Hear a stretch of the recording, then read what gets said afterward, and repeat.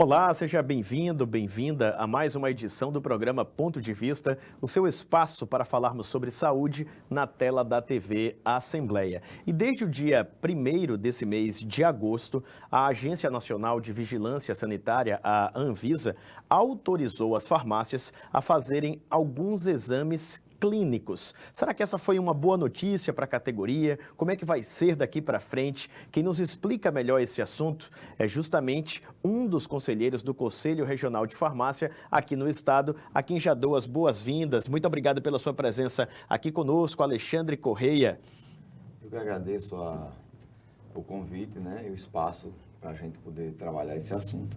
Mas a gente vê isso como um grande avanço, né? Uma vez que a gente consegue atender uma população maior e ofertar, né, o acesso à população a determinados exames e parâmetros bioquímicos importantes, mas lembrando que esses parâmetros não servem como diagnósticos, né? Na verdade, o que a gente tem são exames de monitoramento e rastreamento, mas é muito importante porque a gente consegue daí levantar, né, alguns dados, levantar resultados e com isso encaminhar o paciente a um serviço de saúde especializado para que ele faça o trabalho efetivo de comprovação e diagnóstico dos seus problemas. Já era um pleito dos farmacêuticos, daqueles proprietários também de farmácias, que acabou sendo atendido pela Anvisa? Foi mais ou menos esse aí o processo? Na verdade, isso é uma evolução, né? Porque a gente, quando implantou a Lei 13.021, em agosto de 2014, a lei ela abriu um espaço gigantesco para a farmácia, porque transformou a farmácia em estabelecimento de saúde. E, inclusive, podendo ser aplicado vacinas e outros serviços. E com o advento da pandemia, né, isso foi expandido, né, porque se implantou os testes para a Covid. E aí nós temos também as farmácias em muitos estados da federação participando da campanha de vacina.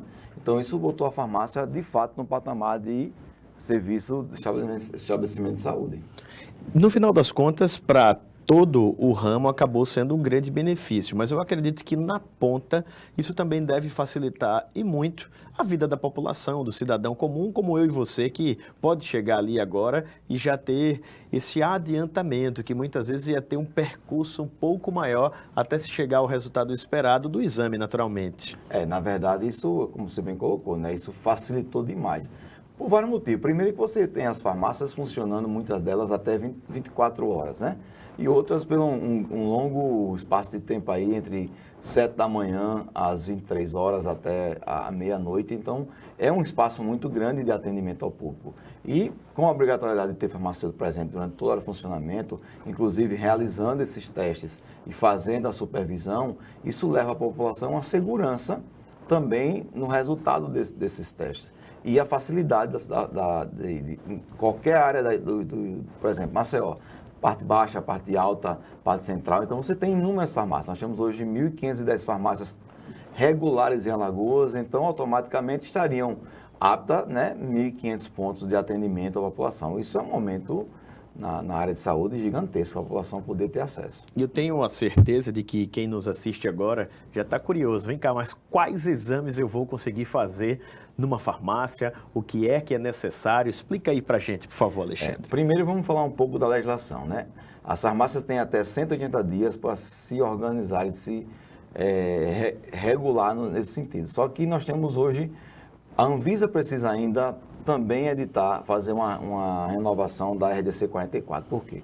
Para que se possa prestar o serviço farmacêutico nas farmácias, é necessário que atenda a RDC 44. Sala. E o que é essa RDC 44? É uma resolução da diretoria colegiada da Anvisa, que é de 2009, que ela institui as boas práticas em farmácias e drogaria. Então, ela coloca claramente quais são os pré-requisitos para que se possa prestar esse tipo de serviço à população, como sala em ambiente individual, com banheiro próprio, com toda a asepsia que tem que ter no serviço de saúde, né, com local para lavar as mãos, uma série de exigências legais que é feita.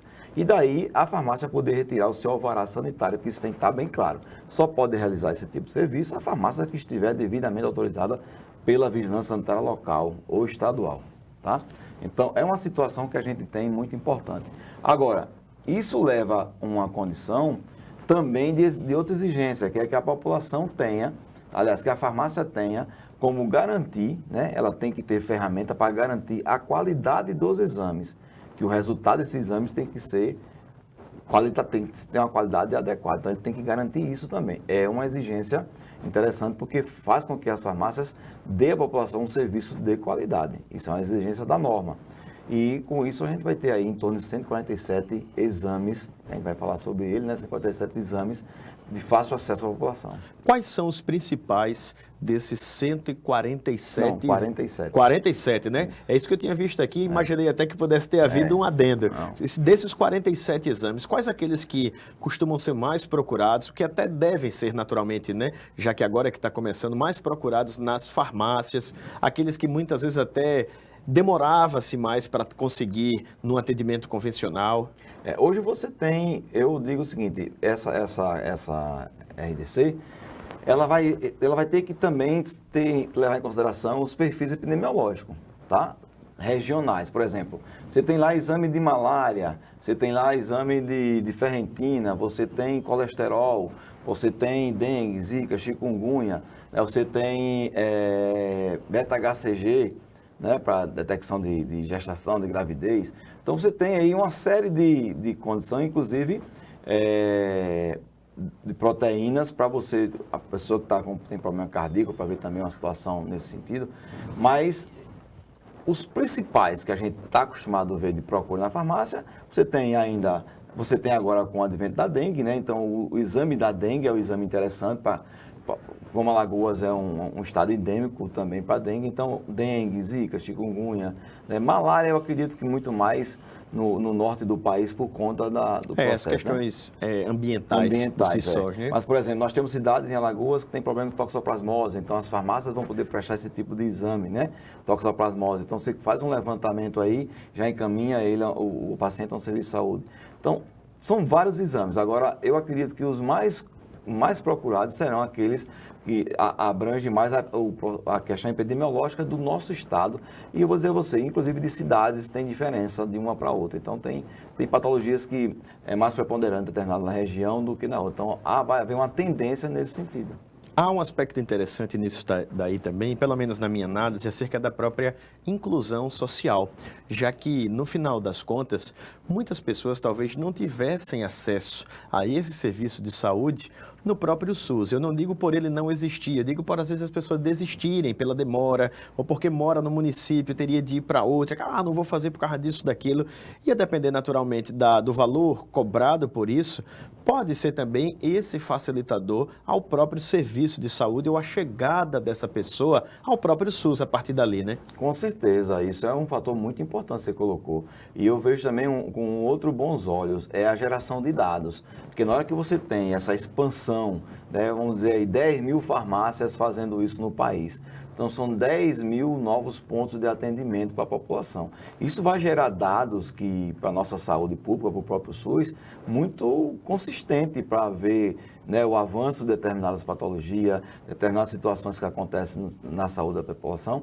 E como a gente aconteceu na época da Covid, que a gente fazia o encaminhamento a um serviço, então o paciente já vai a um serviço de saúde encaminhado para um profissional de saúde, que é o farmacêutico, diante de um exame de rastreamento e de triagem, mostrando que ali existe um fator que tem que ser respeitado e verificado a condição, né, se aquilo realmente vai estar acontecendo com o paciente, como por exemplo sífilis, HIV. A gente sabe que nós temos um estouro com o sífilis, né?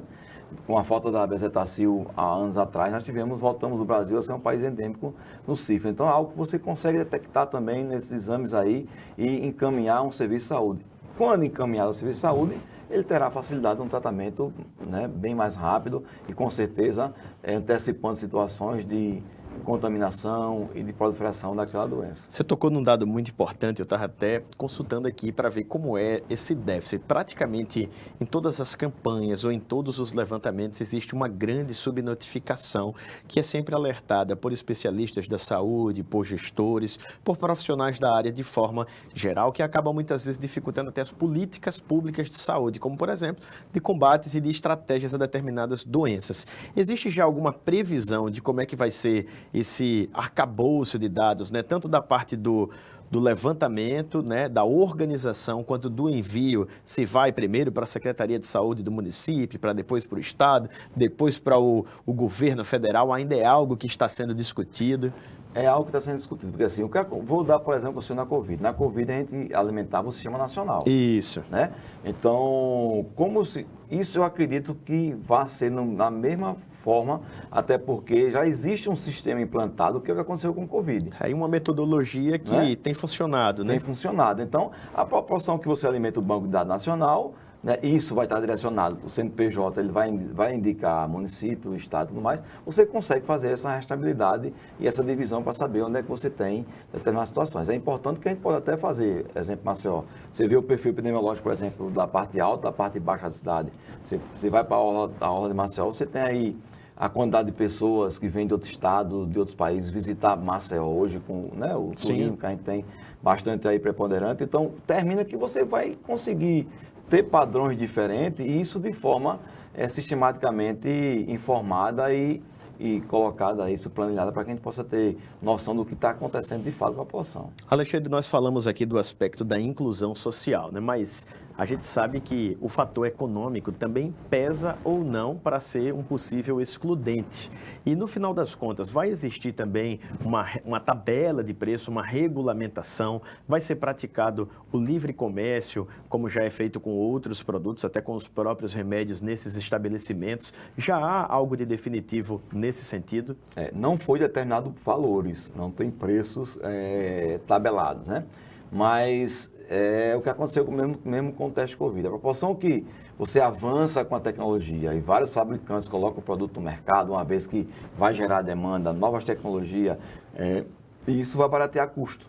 Então, com certeza, ele vai começar com um valor, né, eu considero um valor considerável para a população que recebe salário mínimo, mas isso vai ser, ao longo do tempo, isso vai ser facilitado, porque você vai ter uma condição, né, de preço até pela ampla concorrência. Né? A questão é um fator natural comercial, no final das contas. A gente pode assim dizer, de forma simplificada, que vai ser como a comercialização de um remédio. Isso. Não vai ter muita diferença nesse sentido, né? A própria questão de procura, oferta e demanda, né? A procura da população, a disponibilização disso por parte da indústria farmacêutica de saúde é que vai acabar balizando isso daí, né? Isso inclusive acontece hoje, por exemplo, com os testes de gravidez, né, em farmácia, né? Teste de gravidez, teste de Covid, então você já tem alguns testes que acontecem na farmácia, vai ser da mesma forma, então vai estar disponível à população, várias marcas, com certeza valores diferentes, né? E dependendo do poder de aquisição da empresa, ela vai conseguir valores diferentes para poder ofertar à população com valores, inclusive, melhores para melhorar o acesso. É como você falou, você colocou bem, essa inclusão é importante. Vou só dar um dado para você entender. Com a implantação do serviço farmacêutico em farmácias, eu conheço uma farmácia aqui na parte alta da cidade, que ela em um mês, ela fez 990 atendimentos farmacêuticos no serviço clínico que ela implantou. Veja quanto você... Uma farmácia apenas, né? Uma farmácia apenas, na parte alta da cidade. Vamos supor que se eu tiver 10 farmácias com essa proporção, eu tenho praticamente aí 10 mil atendimentos realizados num período extremamente curto, né? Curto, né? Então, assim, você o quanto isso avançou com a farmácia de abastecimento de saúde, só com a implantação de serviços clínicos, que é a orientação farmacêutica, que é aquele trabalho que o farmacêutico busca lá de pegar a receita do paciente, orientar o paciente como tomar, como armazenar, ver se o paciente está tendo interação medicamentosa, para orientar ele a ter uma condição melhor de saúde, às vezes ter que fazer uma intervenção com relação ao horário. Só isso aí já deu esse up, né, no mercado com relação ao acesso da população ao serviço de saúde. Com esses serviços que estão aparecendo, a gente sabe que isso cria-se um volume gigantesco de procura. E não deixa de ser também um incremento na própria economia local e também um benefício, porque é possível que novos postos de trabalho sejam abertos para atender essa possível demanda se vier a existir, né? Com certeza, porque essa demanda ela vai existir e vão se abrir novos postos, porque as farmácias que queiram implantar e que vão se regularizar, ela vai procurar ter farmacêutico durante todo o horário de funcionamento, vai procurar ter pessoas no nível técnico para que possa auxiliar. Vai depender muito da demanda. Eu costumo dizer o seguinte, eu vivenciei na época do Covid, realidades diferentes. Por exemplo, na área do Farol, na área da Ponta Verde, na área do Tabuleiro, onde você via farmácia, as pessoas fazendo fila para fazer teste. Né? Então, tinha que marcar a hora para fazer teste. Então, isso é algo que vai acontecer facilmente. Por exemplo, o beta-HCG, né? Que é o exame que você vai... está correndo risco ali, sabe que aconteceu alguma coisa que, né, além do que deveria ter acontecido, está correndo risco, vai ver se a pessoa, né, tem uma situação de estar gestante ou não. Muitas vezes o laboratório está fechado e vai procurar uma farmácia. Então, você vai ter esse acesso fácil, né? Uma ferritina, um colesterol, é algo muito importante que eu vejo que realmente essa demanda vai existir. Eu tento sempre fazer uma leitura do que as pessoas podem estar pensando acerca disso daqui e trazer aqui também para a nossa bancada um pouco do que a gente ouve lá fora, né, na vida real por parte das pessoas a partir dessas notícias. E todas as vezes que surge algo novo, sobretudo na área de saúde, se diz assim, mas será que tem a mesma segurança, a mesma garantia do exame que eu já fazia lá numa clínica, lá num hospital? É tudo igual ou existe alguma diferença nesse sentido, Alexandre? Existe diferença, não na questão de qualidade. Nós estamos falando de um teste rápido que ele serve como triagem. Então, para que se feche o diagnóstico, esse paciente será encaminhado a um serviço de saúde para que ele possa fazer aquele teste laboratório para comprovar se realmente aquela situação existe, né, para que ele tenha segurança no diagnóstico. É porque esses exames que estão sendo feitos não são de diagnóstico. Tá? São de triagem e rastreamento. Por que eu falo rastreamento? Porque hoje já é fato que o farmacêutico faz um acompanhamento farmacoterapêutico dos pacientes.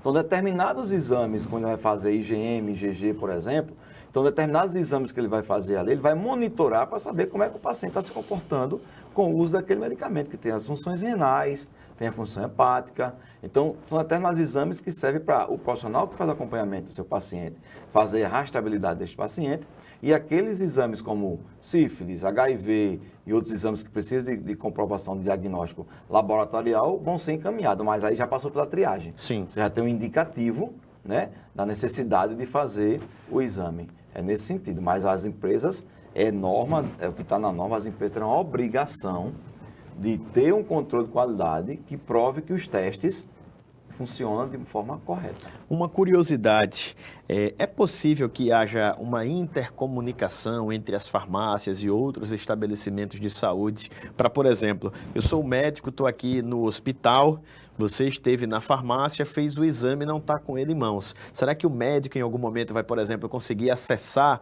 essa informação a partir de um possível sistema unificado e vice-versa, talvez? Olha, isso pode ser até possível, vai depender de como a vigilância sanitária se comporta. Agora, hoje, com os serviços clínicos farmacêuticos implementados no Brasil, em 2013, existe a possibilidade do farmacêutico fazer convênio Sim. com, por exemplo, o profissional médico, com um estabelecimento, para que estes serviços conveniados, a gente tenha essa relação de contato. Seja feito de forma descentralizada, podemos dizer assim, né? A gente tem essa permissão em norma, que é um convênio entre os profissionais para que eles possam fazer esse acompanhamento do seu paciente. Isso até é possível. Na área da farmácia, o Conselho Federal da Farmácia, ele permite esse tipo de situação porque está em norma. Agora, vai depender muito da Anvisa se vai ter acesso ao paciente. Né? Porque, por exemplo, cada farmácia hoje usa um programa próprio de farmácia clínica, né? Então, a gente não tem um programa aberto. Se nessa condição, se envio de dados for direto ao DataSUS, com certeza o DataSUS tem toda a condição de deixar isso, né, como acontece com o Conect SUS que a gente vê lá no nosso celular. Vai depender muito aí da própria Anvisa, mas eu acredito que seja uma coisa para o futuro. Um ponto importante também é que talvez muitos proprietários de farmácia, muitos estabelecimentos farmacêuticos ainda não tivessem avançado fazendo essa transição, vamos dizer assim, de uma farmácia convencional para um estabelecimento de saúde, porque existia a lei, mas ainda faltava como que essa regulamentação que já fez a validação a partir do dia 1º. O Conselho acredita que dessa semana para frente deve começar a haver uma movimentação maior em todo o estado, talvez até em todo o Brasil, nesse sentido? Nós acreditamos sim, porque até então as farmácias que estavam fazendo já alguns desses testes estavam fazendo com liminar. Então, as farmácias de grandes redes que conseguiram na justiça já estavam colocando em prática esses testes. Mas com a regulamentação hoje pela Anvisa, isso abre a possibilidade das farmácias pequenas, farmácias de independentes, que a gente chama de bairro, tendo condições de infraestrutura para prestar o mesmo serviço. E é importante ter essa segurança jurídica, porque quem tem um comércio vai precisar despender, né? Fazer investimento financeiro, talvez, para possibilitar até a ampliação física, a contratação, como falamos, de um outro profissional, a compra, naturalmente, desses outros produtos para que sejam feitos os testes. E sem a segurança jurídica, a gente fica com um pé atrás, né? Com certeza, com o pé atrás, porque você não vai estar autorizado a prestar o serviço. Então, além de você não ter, você está sujeito a sanções, né? Sanções sanitárias, principalmente, já que é uma situação regulamentada pela Vigilância Sanitária, a Agência Nacional de Vigilância Sanitária. Então, na hora que você não tem segurança jurídica, implanta um serviço sem a segurança jurídica, você está realizando de forma ilegal. Então, hoje, a segurança jurídica, nós acreditamos que irá dar a possibilidade de muitas farmácias implantar o serviço e atender a determinadas localidades onde hoje é de difícil acesso, inclusive a um posto de saúde. Você acredita que deve haver, talvez, um crescimento, vou fazer uma pergunta dupla, tá? Um crescimento no número de farmácias no Brasil, em Alagoas, em Maceió, a partir de agora, e talvez até uma maior procura acadêmica pelo curso de farmácia, um aumento do número de profissionais da área, já que se vislumbra um campo de trabalho um pouquinho maior? Eu acredito que a farmácia ela vem crescendo muito no campo acadêmico de procura, por conta de todos os serviços que vem acontecendo. De 2014 para cá, cresceu exponencialmente essa condição. Isso é como você bem colocou, é novas oportunidades de mercado, também para o farmacêutico. Porque o farmacêutico ele sai daquela condição de farmacêutico que trabalhava apenas com medicamento, para o farmacêutico que vai trabalhar com a parte da prestação do serviço clínico.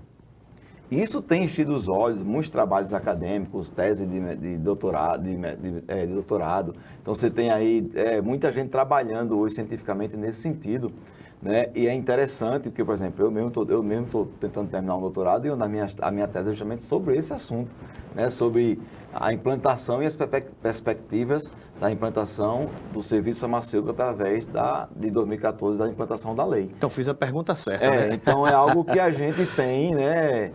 Tem vislumbrado isso porque o farmacêutico, ele migra para uma situação diferenciada. Ele tem um contato com a população com serviço de alta qualidade, entendeu? Isso é algo muito importante na nossa visão acadêmica e profissional. É mais uma condição, já que nós temos, agora realmente nós temos mais de 147 áreas de atuação do farmacêutico, por isso que eu troquei o número naquela hora, Sim, né? sim. Então, isso é algo que só agrega a profissão, coloca o farmacêutico numa condição diferenciada. Agora, a partir do momento em que o dia primeiro se torna um novo limiar, né? um novo paradigma, vamos dizer assim, de trabalho, de organização, uma grande conquista para a categoria e também, ao meu ver, para a população, se torna também um cronômetro, né? Quase que em contagem regressiva até se cumprirem os 180 dias para essa adequação. Você já tem ouvido os colegas, já existe alguma discussão no Conselho para tentar fomentar isso de forma sistematizada,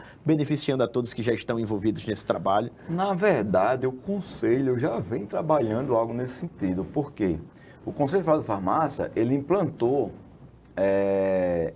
os serviços farmacêuticos com curso, como, por exemplo, prescrever, o curso de aplicação de vacinas, o curso de aplicação de injetáveis. Então, o Conselho Federal ele tem feito muitas capacitações de farmacêutico, já colocando o farmacêutico à frente, até porque a gente já vem acompanhando a discussão dessas mudanças na legislação, que nós temos representantes do Conselho Federal de Farmácia engajados em grupos de trabalho na Anvisa, né, que fazem essa parte da assessoria do Conselho Federal de Farmácia. Então, como já vem acompanhando, a gente já tem se antecipado a essa situação. Mas o Conselho, com certeza, vai buscar dar mais suporte aos colegas, tanto com a parte da legislação, que é necessária, para que as pessoas entendam a questão da bioética, né, já que você está lidando com o paciente, com um exame diferente, como eu falei, o exame da HIV, o exame de sífilis, que não é de qualquer forma que se dá um resultado. Então, você tem aí a bioética, né, que é muito importante, e você tem a parte mesmo técnica do processo, né? Então, é importante, como a gente sempre fez aqui em Alagoas, iremos buscar profissionais de fora do estado, de grandes centros, que já tenham o know-how nesse sentido para que possa dar suporte à nossa categoria. Outro ponto importante é até a conscientização da própria população, do paciente, do usuário que procura a farmácia, que vai procurar a partir de agora para também usufruir desse sentido. Porque, como você bem disse, é necessário capacitar quem lida com isso, mas no final das contas, nem sempre quem está procurando tem ciência de todo esse procedimento, de todo esse arcabouço que deve ser observado antes do próprio procedimento e no momento da divulgação ali também do resultado, né? Exatamente. É uma das coisas que a gente sempre fez e nós vamos fazer novamente é buscar o apoio da imprensa para, através, né, dos meios de comunicação, a gente levar a informação correta à população. Então, a gente sempre gostou, sempre fez isso com o descarte correto de medicamento, com o uso correto dos medicamentos. Quando se implantou o teste Covid, eu mesmo dei inúmeras entrevistas. Então, assim, a gente vai buscar levar a população a informação para que a população se conscientize e tenha o entendimento do que é essa situação sendo implantada no Brasil. Como a gente já colocou aqui no início da conversa, nós fazemos questão que a população entenda que os exames são exames de triagem e rastreamento. Não adianta ir para a farmácia procurar o exame para ter o diagnóstico de sua patologia. Não. O diagnóstico será fechado com o exame laboratorial, o que é diferente. Você vai ter exames que têm outras metodologias, né, que já estão testados no país. Que podem, né, se complementar ou até aprofundar também. Aprofundar, né, de fato, inclusive até excluir mesmo uma falha do chamado, né, falso negativo, né, que a gente tem aí, um falso positivo, na verdade, que aparece, pode aparecer no resultado do exame desse de teste. Mas isso é importante por isso a importância dele não ser de diagnóstico, ele ser apenas de triagem. E qual é o primeiro passo que o dono do estabelecimento farmacêutico deve dar a partir de agora para poder já se inteirar, para poder tentar implementar essas adequações e avançar nelas? O primeiro passo é ele procurar a vigilância sanitária, né, para, diante da autorização da vigilância sanitária, implantar o serviço conforme está regulamentado nas RDCs, nas resoluções de teoria colegiada da Anvisa. Então, é bom ele buscar informação na vigilância, o que é que, de fato, nesse momento está sendo autorizado, para que ele possa adequar o ambiente de acordo com o que está na RDC 44, e daí sim, ele ter o alvará, né, de autorização e prestar o serviço. E esse prazo de 180 dias termina em janeiro, não é isso? Então, tem todo o restante desse ano para que as farmácias estejam adequadas. Você considera tempo suficiente? Rapaz, o tempo em questão de estrutura física tá? Ele é suficiente. Mas aquilo que eu falei, o grande problema que nós temos ainda é essa falta de autorização de algumas situações de uma RDC que ainda está em estudo na Anvisa, que é a RDC 44, no qual nós temos representando o Conselho Federal de Farmácia, que participa desse trabalho, né, de formulação de uma nova RDC, de uma revisão da RDC 44 para ampliar algumas situações. Mas, em termos de estrutura física, é suficiente. Nós temos ainda aqui 2 minutos, mas já nos encaminhamos para o encerramento. Eu sempre gosto de facultar essa palavra final ao entrevistado para que ele possa fazer suas considerações, mandar o seu recado para a nossa audiência e, como você representa aqui o Conselho, aproveitar também para convidar as pessoas a conhecerem, informar onde é que fica, a página no Instagram, telefone, afinal de contas, muita gente, sem dúvida, a partir de agora, vai estar bem interessada nesse assunto, né, Alexandre? Exatamente. O Conselho tem uma página no Instagram, que é @crfal, né? Temos o site crfal.org.br. Lá, inclusive, nós temos a aba ouvidoria, denúncia, nós temos abas que você pode estar em contato direto com a gente, inclusive você pode dúvidas, né? Tem lá nossos e-mails e contatos, que a gente pode esclarecer muitas das coisas que são... Quando não tivermos essa condição, a gente vai procurar informação no Serviço Nacional, que o SEBRIM do Conselho Federal também disponibiliza nacionalmente. Tá? E dizer a todos os usuários, né, que ao procurar um serviço de farmácia, procura aquele serviço de farmácia que está devidamente regular, que tem farmacêutico presente. Tem situações como essa dos testes, é necessário um profissional que tenha competência legal para fazer. Então, procure o farmacêutico. Tem dúvidas sobre medicamento? Procure o farmacêutico. Tá?